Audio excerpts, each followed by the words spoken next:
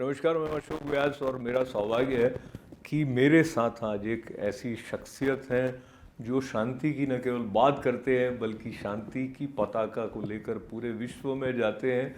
अपने अनुभव, अपनी अनुभूतियों से विश्व में शांति स्थापित करने की दिशा में जब आचार्य लोकेश मुनि जी, डॉक्टर भी हैं आप, आगे बढ़ रहे हैं, तो उन्होंने एक वर्ल्ड पीस सेंटर की स्थापना भी की है, उस दिशा में भी आगे बढ़ रहे हैं।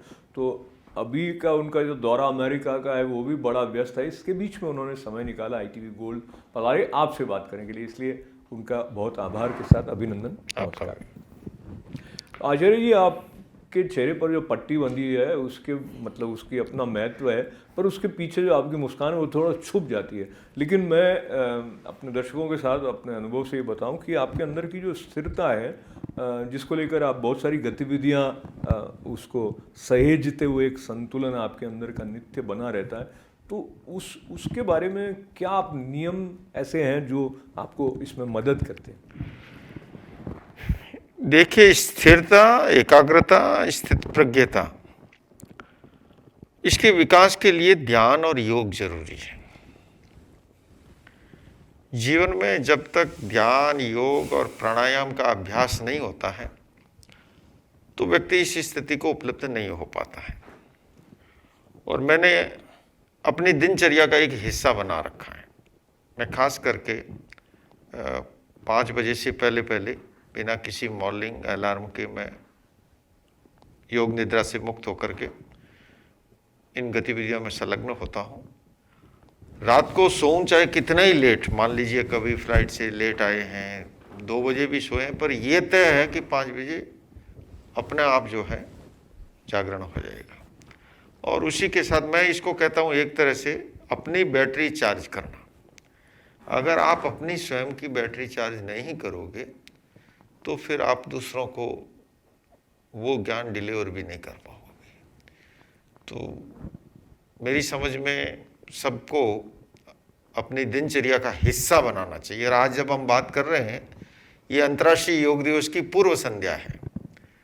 कल यूनाइटेड नेशंस के प्रांगण में हम लोग सभी अंतर्राष्ट्रीय योग दिवस पर, तो मैं अपने दर्शकों के लिए आपकी उपस्थिति में, हम रिकॉर्ड इसको 20 जून को करें लेकिन आप इसको बाद में देख रहे हैं, और आचार्य जी ने आज यानी 20 जून को आप ग्राउंड जीरो पर भी गए थे, वहाँ पे विभिन्न धर्मों के सब प्रतिनिधि पधारे थे, वहाँ का अनुभव भी आप थोड़ा बताइएगा।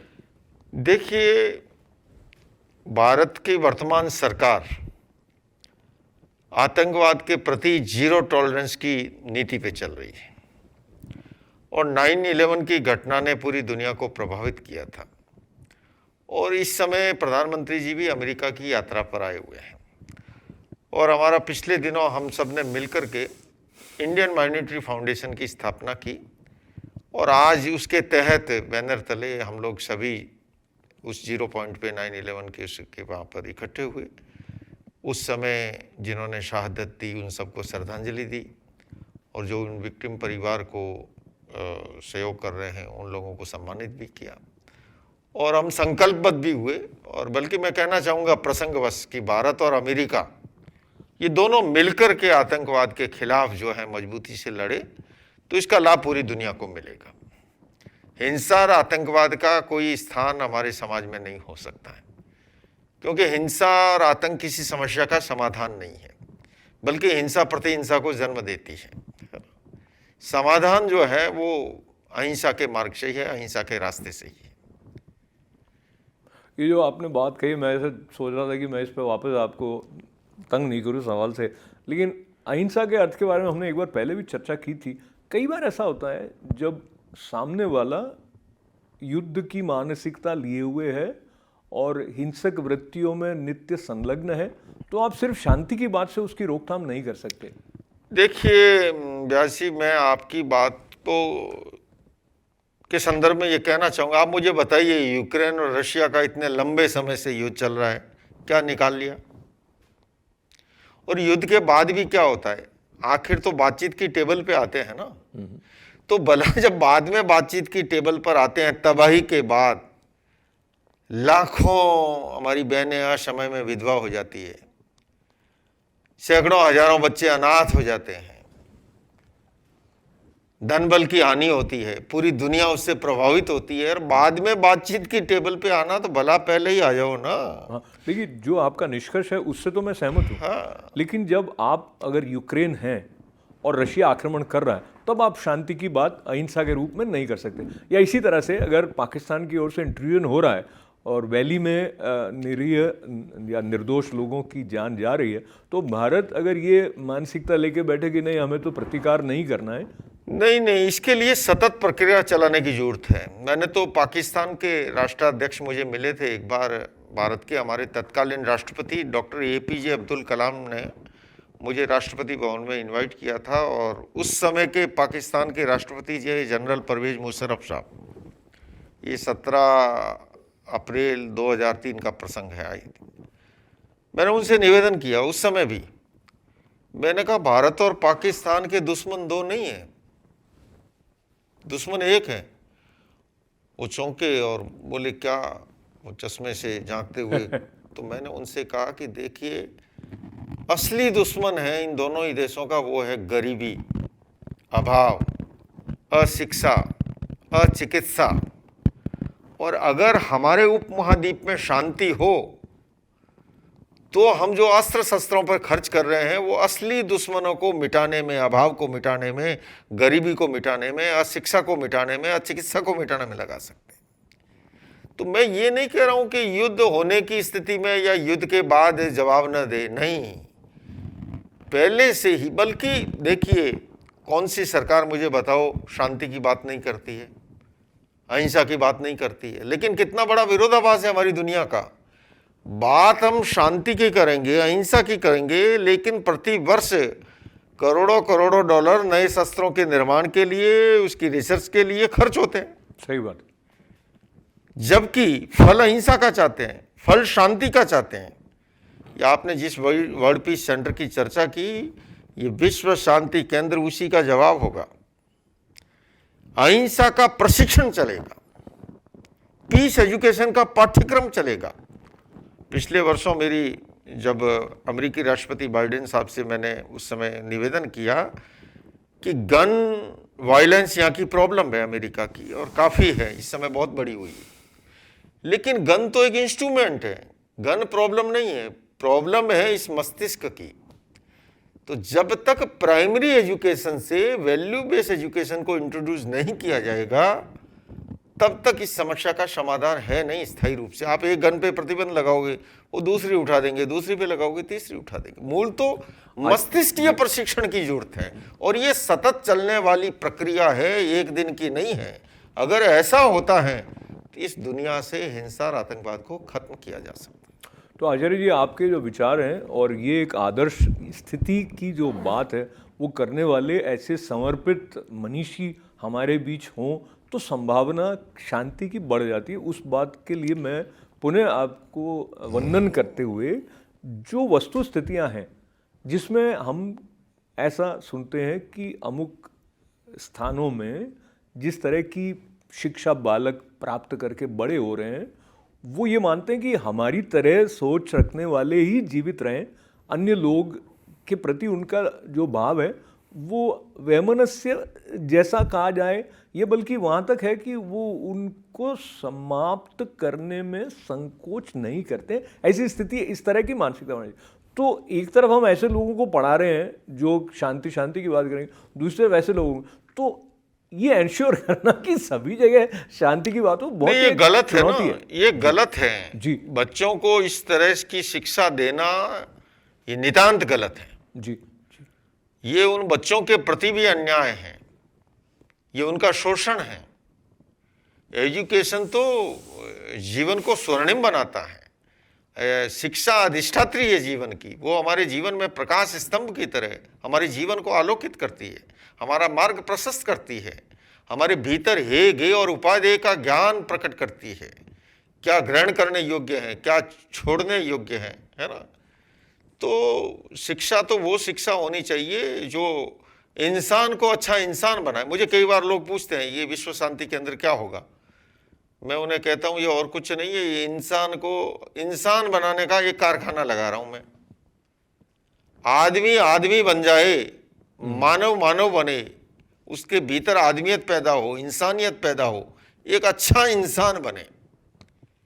तो ये चुनौतियों की बात अपने स्थान पर रहती है, पर मैं फिर से वहाँ आ जाता हूँ जहाँ हम सामान्य परिस्थितियों की बात कर रहे हैं और आचार्य जी की उपस्थिति का लाभ लेकर आप जहाँ भी हैं वहाँ से अपने जीवन के भीतर जो सौंदर्य है उस तक आप पहुँचे, आपकी जो संभावनाएं हैं उसको उजागर करते हुए जो उपलब्धियाँ आपके लिए होनी चाहिए वो आपको प्राप्त हो। इस दृष्टि से फिर से हम प्रारंभिक चरण में आपके जीवन को लेकर बात करते हैं।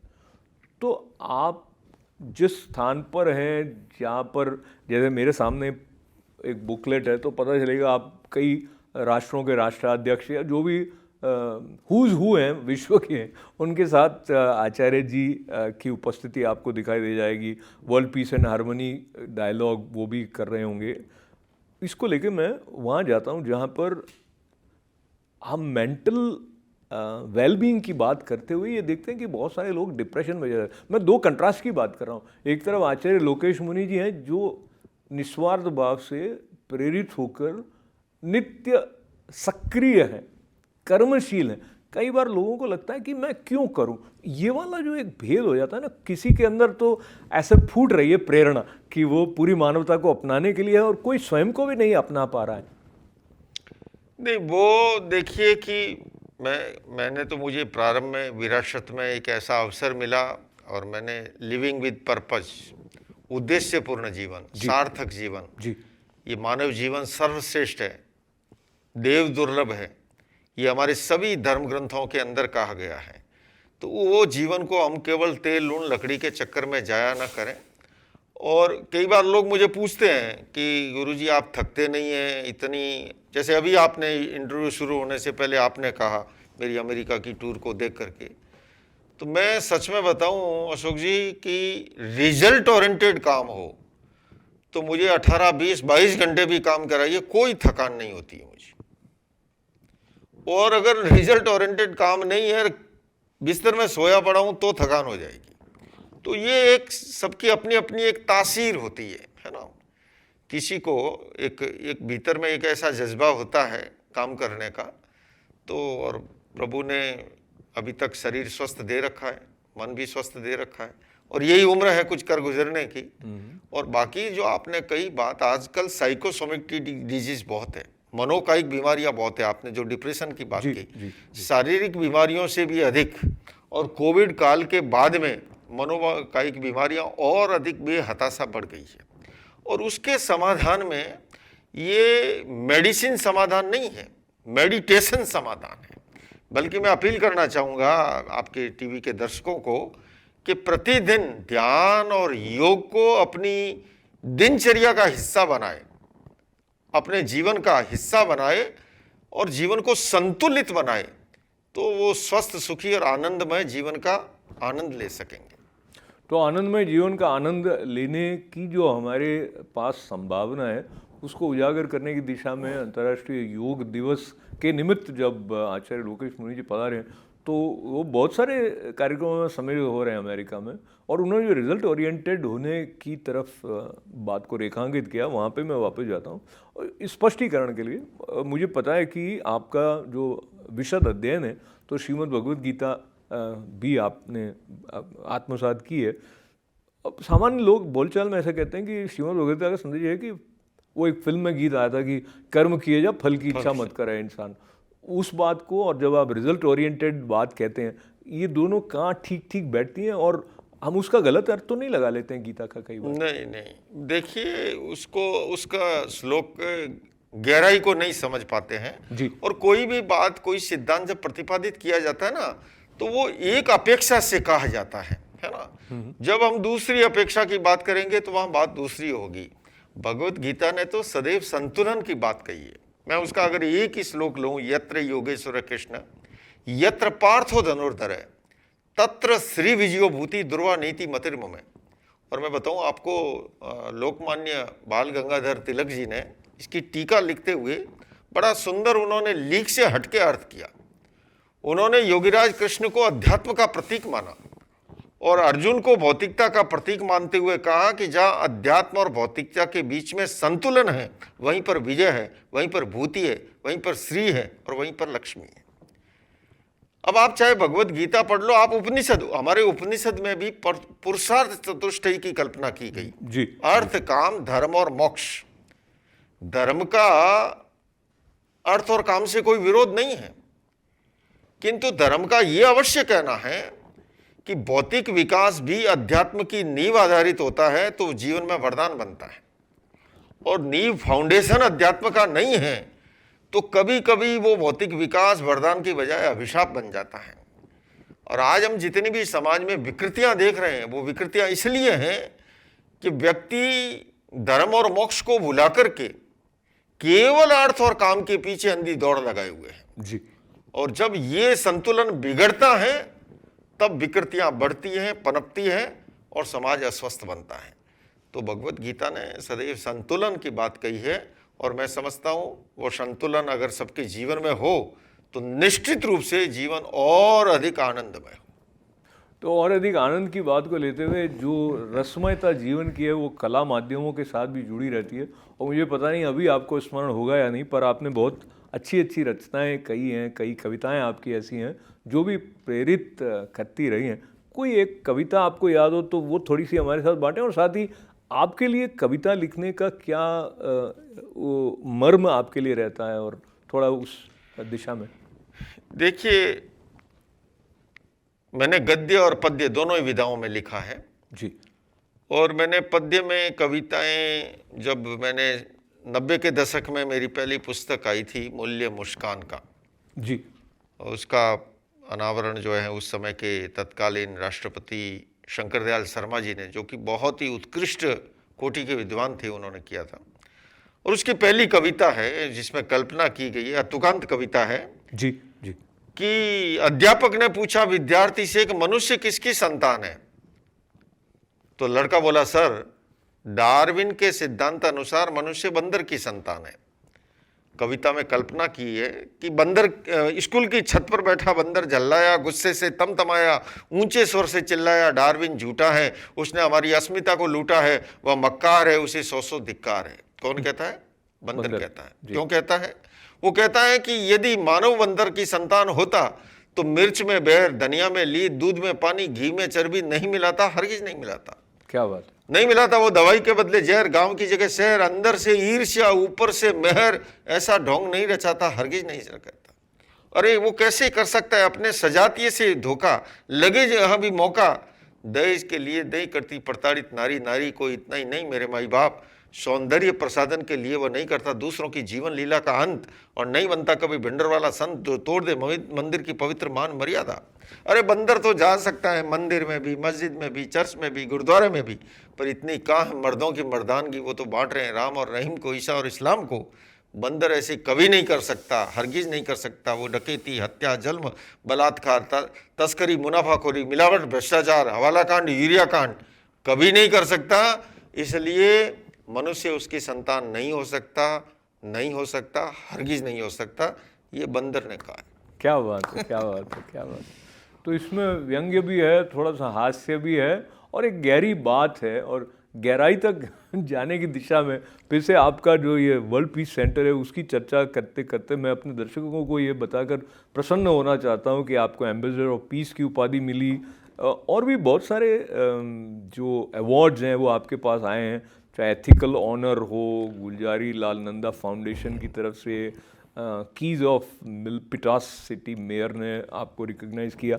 ये जो रिकग्निशन होते हैं अमुक अमुक स्थानों पर, उससे आप क्या मतलब भाव आपके अंदर रहता है? देखिए अशोक जी, संत जो है वो सम्मान और तिरस्कार से परे होता है, उसका कोई खास महत्व नहीं।